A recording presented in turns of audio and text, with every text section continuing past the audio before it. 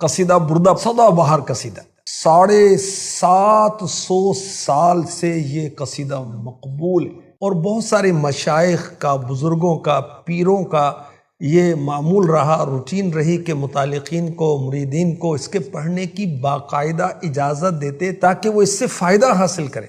اس قصیدے کو پڑھنے اور سننے کے بڑے زبردست فائدے، کچھ عرض کرتا ہوں۔ اس قصیدے کو 1000 بار پڑھنے سے عمر میں برکت ہوگی۔ یہ بھی کہا گیا کہ 71 ٹائم 71 بار قصیدہ بردہ شریف پڑھا جائے تو بلاؤں سے حفاظت ہوتی ہے۔ اور یہ بھی لکھا گیا کہ جو شخص اس قصیدے کو 700 مرتبہ 700 ٹائم پڑھے گا انشاءاللہ الکریم مالدار ہو جائے گا۔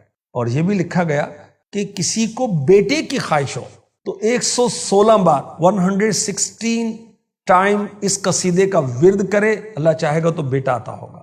ہر مشکل میں آسانی کے لیے 171 ٹائم قصیدہ بردہ پڑھے، 7 دن تک ڈیلی عرق غلاب پر پڑھ کر دم کرے، پھر پیے تو حافظہ مضبوط ہو جائے گا۔ کوئی سختی پیش آئے 3 روزے رکھے اور ہر روز 21 بار 21 ٹائم اس مبارک قصیدے کو پڑھے، انشاءاللہ الکریم آسانیاں ہو جائیں گی۔ جو مشک اور زعفران سے لکھ کر قصیدہ بردہ شریف گلے میں ڈالے 70 بلاؤں سے محفوظ رہے گا۔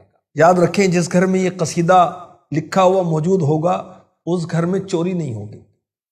اگر سفر میں ہر روز 1 بار یہ قصیدہ پڑھ لے تو سفر کی مصیبتوں سے بچ جائے گا۔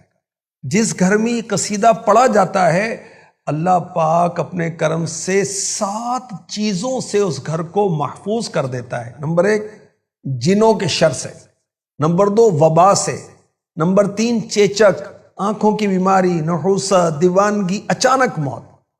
جو ناجائز قید میں ہو قصیدہ بردہ شریف پڑھے انشاءاللہ الکریم جلد رہا ہو جائے گا۔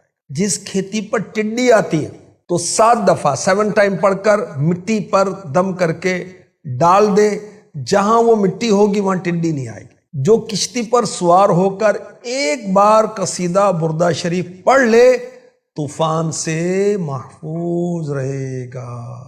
اس قصیدے کو پڑھنے کے کچھ آداب بھی ہیں۔ ایک ادب یہ ہے کہ اس قصیدے کو باوضو پڑھا جائے۔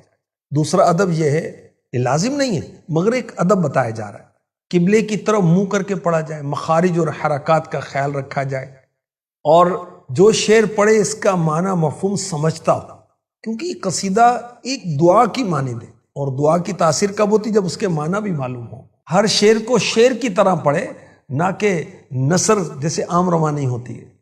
کسی سے اجازت لے کر پڑھے تو یہ بہتر ہے۔ قصیدے کے اول آخر درود شریف پڑھا جائے۔ امام بصیری رحمۃ اللہ علیہ نے پڑھا، اور وہ کیا ہے؟ مولایا صلی وسلم دائما ابدا علی حبیبک خیر الخلق کلہم